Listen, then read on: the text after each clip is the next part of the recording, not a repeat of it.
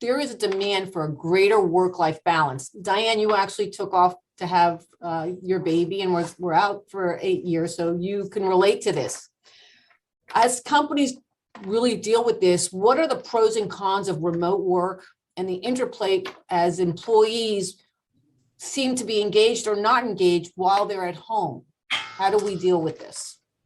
I can jump in on that a little bit off of what I was saying earlier. First of all, it's understanding your workforce. If you understand your workforce and you understand the roles and responsibilities, which is critical of your workforce, it will help you to set a strategy in place. And I'm reminded of Yahoo. About 15 years ago, Yahoo pulled everybody and they said, you know what, we're going to let you work from home. But then what happened is Google stepped in and gained market share. And Yahoo started to lose market share because they lost the creativity of the water cooler talk, right? And so all of a sudden, Yahoo, then the CEO of Yahoo at the time said, you know, we need to bring everybody back, right? And so as we're working in this remote environment, we cannot forget that that water cooler talk or that conversation is important. And we do want to be reminded that how do we retain that?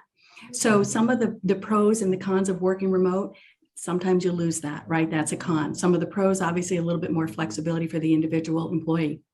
I can share when I was remote and when I took off for 8 years, it was the best thing I ever did. It was also very difficult to come back into the workforce, and it took me some time. So I would encourage that if you're hiring returnees to the market, to give them a little bit of time, and they will do what they can. But overall, it's a great opportunity to be remote, to work remote, and to have that flexibility. That's a great point, Diane. Just to add to that, I mean, our team here at LifeSite, we're entirely remotely distributed as well across the US and Europe. And our team works extremely well in a remote environment because our jobs do allow for that.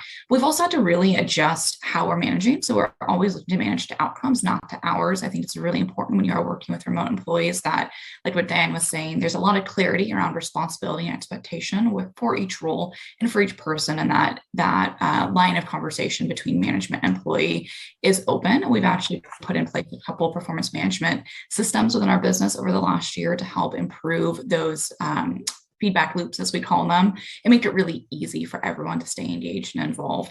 The other thing I do want to bring attention to when you are looking at a remote workforce is making sure that you're really focusing as leaders on creating an equitable environment and access to both promotions, opportunities, training, and development. It's really easy to let employees fall by the wayside, especially those that may not be naturally more outspoken or more comfortable asking for what they need. So really keeping in mind that when people are working remote, they may be coming from very different environments, backgrounds, and needs at home that could be impacting how they do show up at work. So again, keeping it personal, getting to know your people and being really mindful of that as you're managing and developing your workforce in a remote setting is going to be critical to success. Some wonderful points, and you know, of course, we can't have a HR conference without talking about millennials. So you know, millennials certainly are making up, as of today, 35% of the workforce, and in the next 5 years globally, that number will increase to as much as 75%, and in 2030, nationally, it'll be 75%. So, what do millennials want? Millennials want a work-life balance. They want to work remotely.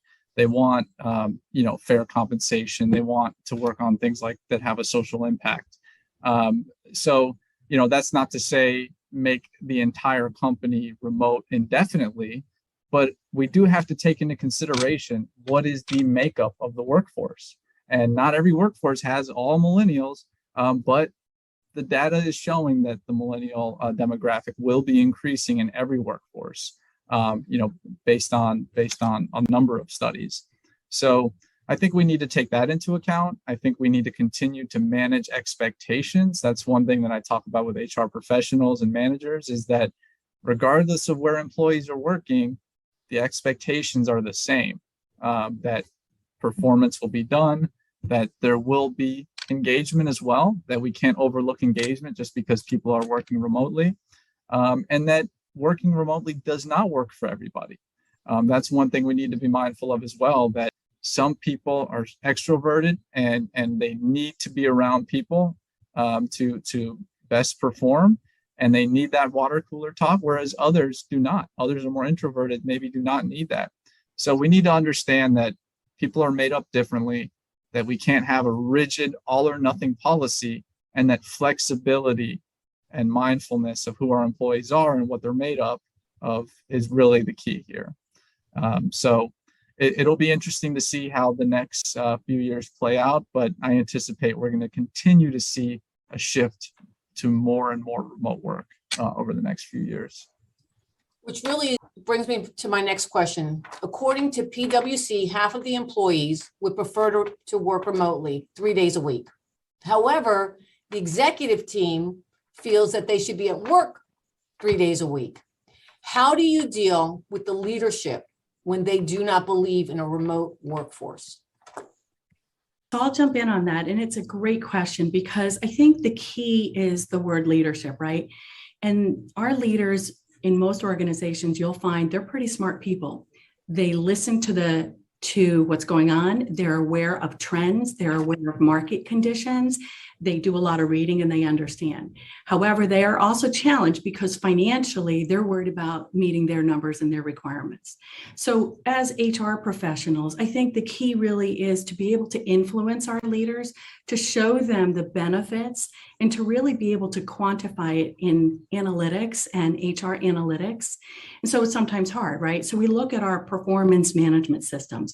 And it's interesting that it was PwC that had put that out because when I worked for Deloitte and Ernst & Young 20 years ago, I was on a remote working situation. I went back being a mom and still worked. And they gave me that flexibility. So they implemented the right protocols to support hiring people that were and could work in remote environments. And they hired really smart people and they had tremendous performance management systems in place in order to ensure that our employee populations were in fact working because productivity could not slip because people working remotely. And that's where the leaders get a little concerned. They want to make sure and ensure that people are in fact working. So again, as HR professionals, it's incumbent on us to ensure that the leaders have the information that they need, understand the business case that supports somebody from working from home, and ensure that productivity doesn't slip.